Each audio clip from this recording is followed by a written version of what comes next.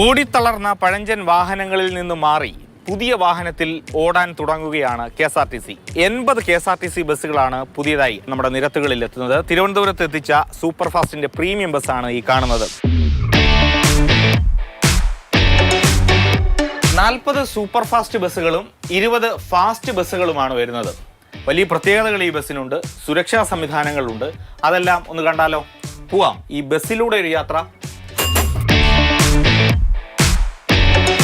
സുരക്ഷയുടെ ഭാഗമായി മുൻനിരയിലുള്ള സീറ്റുകൾക്ക് ഈ സീറ്റ് ബെൽറ്റ് നൽകിയിട്ടുണ്ട്. അത് ഘടിപ്പിക്കാം. ഇതൊപ്പം തന്നെ എന്തെങ്കിലും അടിയന്തര സാഹചര്യം ഉണ്ടായാൽ ഗ്ലാസ് ബ്രേക്ക് ചെയ്യാനുള്ള ഹാമർ അതുണ്ട്.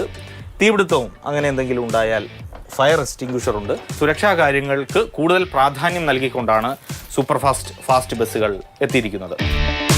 ഡ്രൈവർക്കും സുരക്ഷയുടെ ഭാഗമായി സീറ്റ് ബെൽറ്റ് നൽകിയിട്ടുണ്ട്. ഒപ്പം തന്നെ ഇത് ഒരു പുതിയ സംവിധാനമാണ് സൂപ്പർ ഫാസ്റ്റ് ബസ്സുകളിൽ. എന്തെങ്കിലും തരത്തിൽ ഉള്ള അറിയിപ്പ് ഡ്രൈവർക്ക് യാത്രക്കാർക്ക് നൽകണമെങ്കിൽ ഇങ്ങനെ അറിയിക്കാം.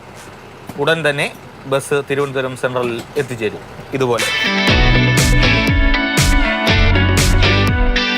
സാധാരണ ഫാസ്റ്റ് ബസ്സുകളിൽ അല്ലെങ്കിൽ സൂപ്പർ ഫാസ്റ്റ് ബസ്സുകളിൽ ഇങ്ങനെ ചാർജ് ചെയ്യാനുള്ള സംവിധാനം ഇതുവരെ ഉണ്ടായിരുന്നില്ല. ഇപ്പോൾ ഏതായാലും അതുകൂടി ഉൾപ്പെടുത്തിയിട്ടുണ്ട്.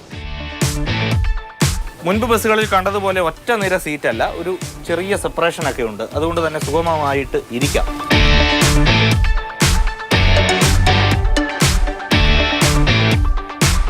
മുൻപ് ഫാസ്റ്റ് ബസ്സുകളിൽ ഷട്ടറായിരുന്നെങ്കിൽ ഇപ്പോൾ ഗ്ലാസ് ആണ്. ഗ്ലാസിന് ഒരു പ്രത്യേകത, ചെറിയൊരു സൺ ഫിലിം നൽകിയിട്ടുണ്ട്. അതുകൊണ്ട് തന്നെ വലിയ ചൂട് ഏൽക്കില്ല.